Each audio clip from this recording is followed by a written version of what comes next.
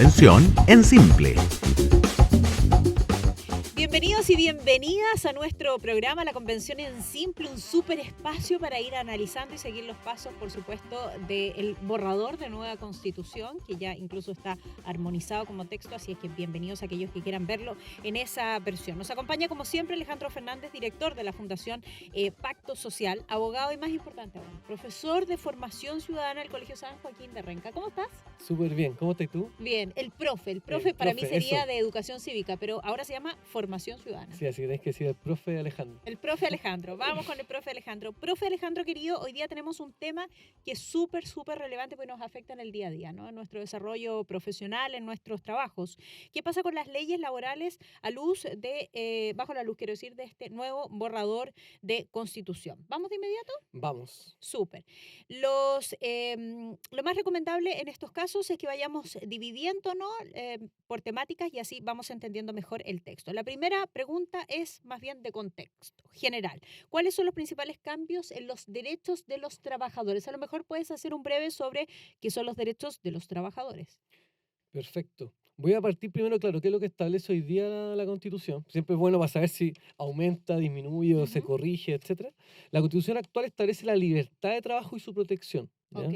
¿Qué significa esa libertad? Básicamente la libre contratación y la libre elección del trabajo, ¿ya? Se establece más bien en términos de libre elección, más que, obviamente, no te puede asegurar el derecho a trabajar, ¿cierto? Propiamente. O sea, nadie te lo puede garantizar. Pero sí me da libertad respecto de dónde quiero Es yo trabajar. exactamente. Y el texto, en cambio, de borrador establece el derecho al trabajo decente. ¿Ya? Le pone Mira. un sustantivo que creo que obviamente es deseable. Ahora, Ujú. claro, qué significa en concreto es más discutible. También repite el tema de la libre elección, establece la no discriminación y donde sí establece cosas concretas respecto al trabajo decente, establece, por ejemplo, el descanso, el disfrute de tiempo libre, algo que me pareció bien novedoso, la desconexión digital, que de hecho se ha Mm. discutido en el Congreso. Bueno, a propósito de la pandemia, ha surgido una discusión Sí. interesante al Sí, a respecto. mí me parece que es una buena discusión. No sé si hay que ponerla en la Constitución, pero me parece súper legítimo. O sea, hoy Pero día uno se releva. trabaja, digamos, Sí. en WhatsApp, ¿cierto? Sin desconectarse a ninguna hora. Entonces, a mí me parece interesante eso. Respecto a la remuneración, también dice que tiene que ser equitativa, justa y suficiente, que asegure el sustento y el de su familia, ¿ya? O sea, Ujú. va lejos. Hoy día lo que se hace a nivel de política pública es que se asegura el ingreso familiar, ¿cierto? Existe un ingreso familiar, pero que lo cubre también el Estado. Acá se establece que el sueldo, la remuneración, tiene que hacerse cargo del sustento familiar, lo cual ya es un poco más complejo, ¿cierto? Y Sí. hay que mirar los sueldos mínimos si tienes capacidad para subirlo a ese nivel. Y lo otro que a mí me parece también interesante es que establece que el Estado tiene que generar políticas públicas para la conciliación laboral, familiar y comunitaria. Ujú. Me parece que Eso me gusta. sí, a mí también me parece interesante como que el tema de la conciliación de la familia, el tema de la conexión digital, tiempo libre, me parece que va en un buen sentido, pero claro, muchas de estas cuestiones son más bien declarativas finalmente. Si no hay crecimiento económico, no hay recursos y todo, al final no hay mejores remuneraciones ni ninguna reforma relevante. Ahora, tengo un punto. Porque generalmente se dice, no porque te lo diga la Constitución, se te va a asegurar ese derecho al trabajo, ese derecho a la salud, a la vivienda digna, al trabajo decente en este caso. Pero sí creo que en algunos sentidos de eso se trata también la Constitución, ¿no? De enumerar o relevar parte importante de estas discusiones. No sé si tan en detalle, pero por lo Sí, menos no, y tienes razón. Y que quizá existan y pueden haber estén. cosas de aplicación Sí, directa. O sea, la sí, desconexión digital creo que es súper explícito lo que significa. Una ley tendrá que fijar los límites, exacto. pero ya lo estableció. Sí, Y si no lo establece la ley, incluso un juez podría llevar a fijar ese criterio. ¿Qué significa desconexión digital? Por ejemplo, que uno esté trabajando el día domingo por WhatsApp, pese a que exacto. tiene una jornada de 44 horas. Eso me parece que se podría entender aplicarlo directamente. Vamos entrando a capítulos más particulares. ¿Qué cambios hay respecto a la negociación colectiva y cuáles son los posibles efectos prácticos? Que la negociación colectiva fue algo que se discutió mucho también. Sí, acá hay cambios más profundos, creo yo. Para algunos pueden ser positivos desde el punto de vista de fortalecer la capacidad de negociar a los trabajadores. Por otro lado, claro, pueden verse ciertos riesgos desde el punto de vista de la pyme, ¿cierto? Si no hay un diálogo razonable, ordenado, que conduzca a acuerdos. La Constitución actual establece la negociación colectiva con la empresa en que laboren es un derecho de los trabajadores. Eso es importante. ¿Y cuál es la ¿Ya? diferencia? La diferencia es que el texto ahora del borrador establece que solamente las organizaciones sindicales son titulares del derecho a negociación colectiva. Ah, ¿Cuál es el efecto concreto? Es que un trabajador hoy día, si no hay sindicato, dado que tiene ese derecho, igual se pueden generar grupos negociadores. se utilizan otras alternativas distintas. Acá elimina el grupo negociador y solamente se puede negociar el sindicato, lo cual obviamente lo que tiene como pretensión es que todas las empresas tengan sindicatos. En caso contrario, no hay negociación colectiva. Como fortalecer la negociación sindical. ¿Eso es lo que queda en la lectura del texto? Exactamente. Claro, el riesgo es que no haya sindicato en una empresa y por lo tanto no se pueda negociar colectivamente y cada persona va a tener que negociar directamente con el empleador. Perfecto. ¿Qué cambios hay respecto a la huelga? ¿Qué pasará con los funcionarios públicos, que ahora entiendo tienen derecho a huelga? Sí, ahora hay otros cambios más en temas de negociación que voy a desarrollar. Mira, el otro tema es que hoy día, obviamente, la negociación colectiva es dentro de la empresa solamente y de carácter nacional. O sea, porque hay incluso empresas transnacionales. Acá se establecen términos mucho más amplios de la negociación. Dice que puede ser de carácter nacional e internacional. Y también establece la negociación ramal, sectorial y territorial. Ya esto es ampliarlo mucho. Imaginemos, por ejemplo, que hay empresas de hoteles en una determinada región y por lo tanto los trabajadores se organizan de los distintos hoteles y negocian con sus empleadores. ¿Ya? Tiene el lado positivo que uno podría decir que se fortalece, ¿cierto?, la negociación y puede fijar un piso común. Tiene el riesgo alto de que no todos los hoteles en ese caso puedan hacerse cargo responder de la misma manera. Exactamente, no es lo mismo el sueldo que puede pagar un hotel grande a un hotel chico. Entonces ahí está la dificultad quizás de que los estándares que se fijen no los puedan cubrir todos. Perfecto. Dentro de este periodo de negociaciones siempre la huelga ha sido algo relevante, ¿no? Porque es también una herramienta que tienen los sindicatos, los trabajadores de poder ejercer presión, ¿no? Y para poder negociar también con el empleador. Bajo ese aspecto, me gustaría que comentaras qué es lo que dice el texto respecto de la huelga y ¿es posible que los funcionarios públicos tengan derecho a huelga? Eso es buena pregunta. A ver, primero, claro, hoy día la huelga va de la mano con la negociación colectiva, eso es súper importante. Entonces, primero, la negociación colectiva, ¿qué cosas tiene que tratar? Aquellas materias de interés común de las partes, se llama la ley, ¿ya? ¿Qué significa común de las materias comunes de las partes? Por ejemplo, las remuneraciones, son cosas que se tienen que discutir, beneficios para los trabajadores, capacitaciones, conciliación con el trabajo, con la familia, todas esas cosas son materia de negociación colectiva. Perfecto. Y por lo tanto, si hay un procedimiento de negociación colectiva en que no hay acuerdo, ¿cierto? Porque primero el sindicato hace una propuesta, después el empleador puede hacer una contrapropuesta y después de ciertas reglas que están en el Código del Trabajo, se puede ir a una huelga de los trabajadores. Acá lo que se establece, se separa la huelga de la negociación colectiva. Eso es bien interesante, porque ¿qué pasa con esto? Que ya las materias no tienen que ver solamente con el interés de las partes en términos de remuneración, negociación o, por ejemplo, condiciones laborales, sino que se abre, queda totalmente abierto. De hecho, establece el borrador que la ley no puede establecer limitaciones a este derecho a huelga. Ah, ¿Ya? perfecto. Entonces, ¿qué pasa? Uno podría pensar, por ejemplo, en la huelga solidaria, que de hecho se ha escrito sobre eso. Entonces, una empresa puede irse a huelga simplemente para apoyar a otra empresa. O incluso, puede ir más lejos de esto, podrían haber huelgas que tuviesen que ver con elementos más políticos. Por ejemplo, una empresa se da huelga para apoyar a los presos políticos. Eventualmente podría quedar enmarcado y como te fijas en ese caso no tiene nada que ver con la negociación colectiva, entonces deja un espacio súper amplio, así que ahí obviamente uno puede encontrarlo más complejo.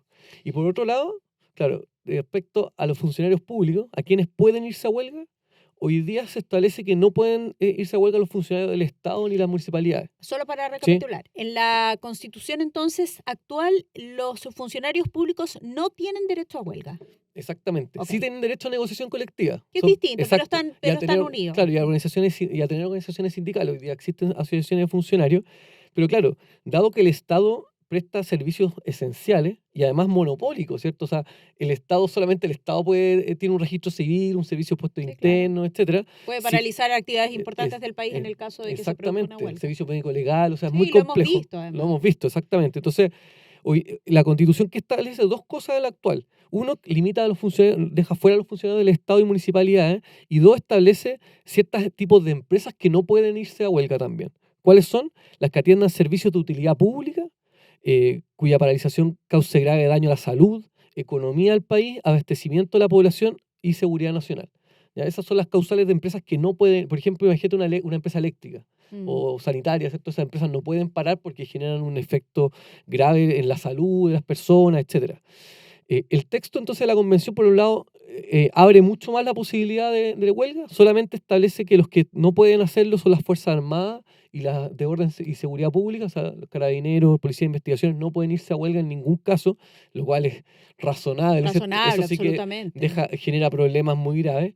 Y respecto a las empresas que no pueden hacer huelga, lo limita un poco más, o sea, excluye el problema del abastecimiento de la población o de la economía del país como causales y solamente deja la salud, la vida o la seguridad de la población como casos de empresas que no pueden ir a huelga. ¿Ah? Ya. Lo limita, claro, yo creo que sobre todo el tema del abastecimiento puede ser complejo, porque pueden haber tipos de abastecimiento que no afecten la vida, salud y seguridad, pero que igual sean problemáticos. Mm. Por ejemplo, el combustible. ¿Dónde está? ¿Caen esas causales o no? Sí, ¿Ah? Hay sí. ciertos abastecimientos que uno no necesariamente calzan, pero que igual son problemáticos. ¿Ah? Sí, Entonces, que generan problemas tal como es, lo hemos podido apreciar además en nuestra exacto. propia literatura o Exactamente. en nuestra propia Por experiencia. ejemplo, una empresa, qué Los sé yo, los portuarios, barcos que traen, o sea, claro, los barcos, aviones, ¿cierto? Uno en principio los excluiría porque muchos traen cargas con cosas, pero claro, si uno ve esta norma como quedó, eventualmente podrían algún tipo de carga no considerarse como efecto en el abastecimiento. ya. Entonces, y como decía, respecto a los funcionarios públicos, hoy día la norma lo prohíbe expresamente, acá en cambio se excluye. ¿Y cuál es el riesgo evidente que hablábamos?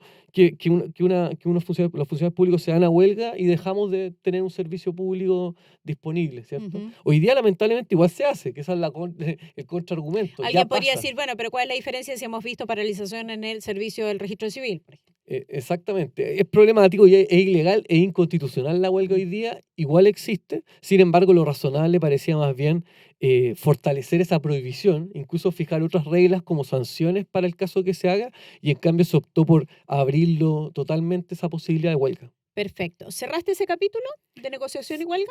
Sí, O- lo ¿Sí? cerramos, sí. Perfecto. Vamos con el siguiente. Nos gustaría saber qué otras novedades tiene este texto, este borrador, ¿no?, de propuesta de nueva constitución en temas laborales. Participación de los trabajadores en decisiones de la empresa, normas respecto a personas privadas de libertad. ¿Algo que te haya llamado la atención de la lectura? Sí, el tema de la participación de los trabajadores en la decisión de la empresa es bastante interesante. También a veces se ve problemática, porque claro, uno puede pensar una empresa grande en que participen un directorio de los trabajadores. ¿Cómo ocurre? Ocurre en algunos casos, claro, pero igual hay decisiones sensibles, por ejemplo, cuando hay que tener despidos, ¿cierto? Ujú. Que haya un representante de los trabajadores puede ser problemático. Y por otro lado, lo problemático sobre todo en empresas más chicas, porque esto no limita a ningún tipo de empresa. De todas maneras, remite a la ley. Uno podría pensar que la ley Va a regular lo esto. regula razonablemente. Oye, le tenemos tanta ¿Ya? fe y Sí, tanta pega a los legisladores. sí, sí, eso es lo complejo también, porque bueno, esto lo vimos antes, el sistema político como queda regulado, la Cámara de Diputados, el Congreso de Diputados queda con mucho poder Mm. y además puede hacerlo, basta con la mayoría absoluta de votos, o sea, el 50% más uno para aprobar cualquier tipo de ley prácticamente y por lo tanto deja abierto a cuestiones, o sea, a cierta discrecionalidad en el Congreso, a diferencia hoy día que hay muchos más equilibrios políticos. Ahora, si uno hace un paralelo, deja hacerte esta pregunta, entre la constitución actual y este texto propuesta de constitución, efectivamente, aquí habría mayor participación de los trabajadores en la empresa, mayor poder de decisión que en el texto actual, Sí, o sea, posibilidad, ¿no?, de mayor participación en las empresas, absolutamente. de todo tamaño. Sí, sí, porque además dice participación en las decisiones de la empresa. O Ya. sea, claro, no queda tan claro cuál es el efecto concreto, pero en general, si uno mira el texto completo del borrador de constitución, tiene mucho de participación. En algunos casos, como digo, yo creo que es positivo siempre escuchar, Sí, por consultar, supuesto. pero por ejemplo, en el tema del consentimiento de los pueblos originarios, complejo, porque ya no es solamente una consulta, sino requiere el acuerdo. O Ujú. lo mismo también en los colegios, establece participación vinculante de la comunidad escolar, o sea, de los padres apoderados, los profesores. Nuevamente, hay que escuchar a los padres apoderados, pero también hay un proyecto educativo y hay un director, etcétera, que tiene que respetarse. Entonces, Y en este caso tú en dices, es, hay que escuchar a los trabajadores, pero también hay una empresa que exactamente, tiene, no sé, tiene una cierta tiene dirección. una cierta ¿Ah? Y además dirección, la ¿cierto? Y responsable ciertos finalmente. objetivos, quiero decir, y la responsable final Exactamente, de sus partiendo por pagar los trabajadores, sueldos, partiendo si por pagar no los sueldos. administra bien, no tiene plata para pagar los sueldos. Entonces, son cosas que hay que regularlas bien legalmente. El tema de las personas privadas de libertad establece dos cosas explícitamente, regula bastantes cosas vinculadas a las personas privadas de libertad. Por una parte, para poder hacer efectiva la inclusión, ¿cierto? Y la reinserción de las personas privadas de libertad, establece que los centros penitenciarios, las cárceles, tienen que tener espacios para el estudio, el trabajo, el deporte, las artes y las culturas, ¿ya? Ya. O sea, ahí establece expresamente como un ámbito el trabajo. Y por otro lado, establece una norma que no pueden ser sometidos a trabajos forzosos. Ya, eso es importante también. Hoy día existen países, de hecho, en que se les hace trabajar. En el caso de Chile, hoy día está prohibido, se establece en forma expresa. Por lo tanto, solamente las personas privadas de libertad que deseen trabajar, por ejemplo, dentro de un programa de reinserción, pueden hacerlo. Ok, pero no es obligatorio hacerlo. Exactamente, como muchas veces se ha señalado, como deberían obligar a los privados de libertad a que trabajen, ¿cierto? Exacto. A mí me parece bien la regulación en este aspecto, porque las cárceles en general y la población penitenciaria está absolutamente olvidada por los legisladores. Sí, de hecho, bueno, aprovechando ese tema, hay dos cosas que son complejas. Por un lado, se excluye a la sociedad civil de los temas de reinserción, expresamente en el borrador, lo cual creo que es complejo Sí, porque ¿por además qué? lo Además hace ha hecho bastante mucho bien. trabajo la Sí, por sociedad ejemplo, los civil en esa evangélicos, materia. La fundaciones. iglesia también. Sí, exactamente, hay problemáticas. Y lo otro es que excluye también a las cárceles concesionadas, Sí, que eso es eso lo más sí es complejo. complejo porque Eso hoy día quería preguntarte. A ver, el sistema de cárceles concesionadas, como lo hemos visto funcionando hasta el día de hoy, ¿no? Desde que esto ya es ley y es legal, eh,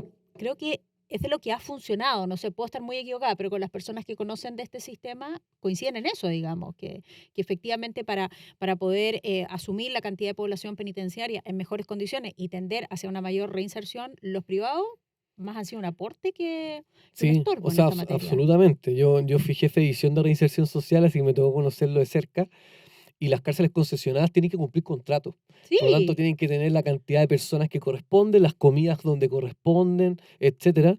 Incluso son mucho más ordenadas con los registros, las visitas y todas esas cosas. ¿y se terminan las cárceles concesionadas? Establece el término, sí. Obviamente que esto tiene que ser gradual, pero lo establece y eso, como digo, es súper problemático porque además no son tantas cárceles concesionadas, pero son muy grandes. Por lo Mm. tanto, hay una gran población penal que está en esas cárceles y que las cárceles hoy día del Estado no tienen capacidad para absorber Exacto. toda esa población penal. Eso yo lo he visto en vivo y en directo, Sí, no, en varios reportajes que hemos es bien hecho. complejo. Es muy interesante habernos Sí. metido en ese tema porque uno no lo aborda específicamente las personas privadas de libertad. Hay un foco en eso que no parece negativo. Sí, por otro lado, hay un problema de desequilibrio porque no se habla nada de las víctimas de delitos.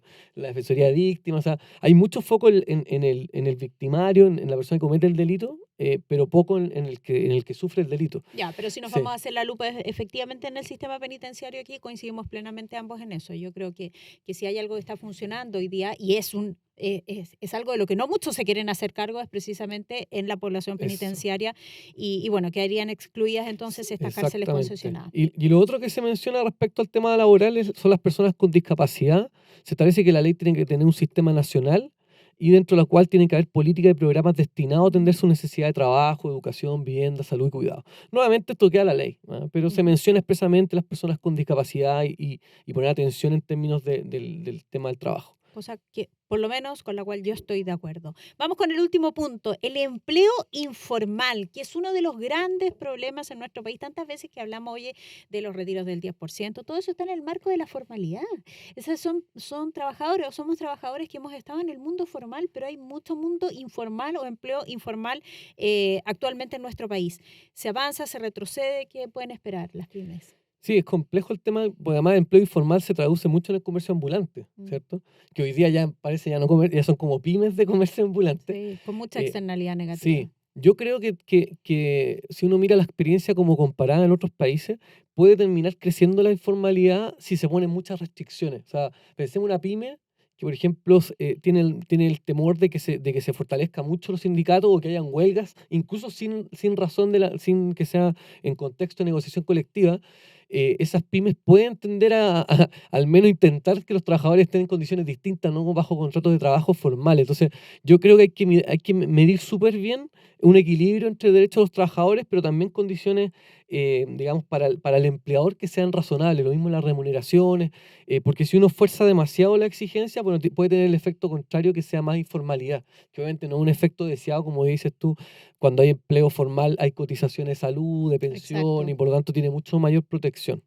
Ya, nos quedamos entonces con ese análisis del mundo laboral en esta propuesta de nueva constitución que ya sabemos vive sus descuentos y que debe ser votada por todos nosotros en fecha próxima. Queda muy poco ya para la votación final. Los dejamos invitados a todos ustedes a siempre presenciar nuestros capítulos. Recuerden que los pueden escuchar. Estamos en podcast, estamos a través de MOL TV, estamos a través de Spotify para que los puedan escuchar allí en algún momento y conocer más acerca de este proceso que nos parece súper relevante, al cual todos nosotros debemos asistir de la manera más informada posible. En YouTube nos buscan con el nombre de La Convención en Simple. Obviamente, 1.000.000 de gracias a la Fundación Pacto Social, que nos tiene a Súper Alejandro acá, el profe, y a la Cámara Chilena de la Construcción, que apoya este espacio. Muchísimas gracias. Chao. Convención en Simple.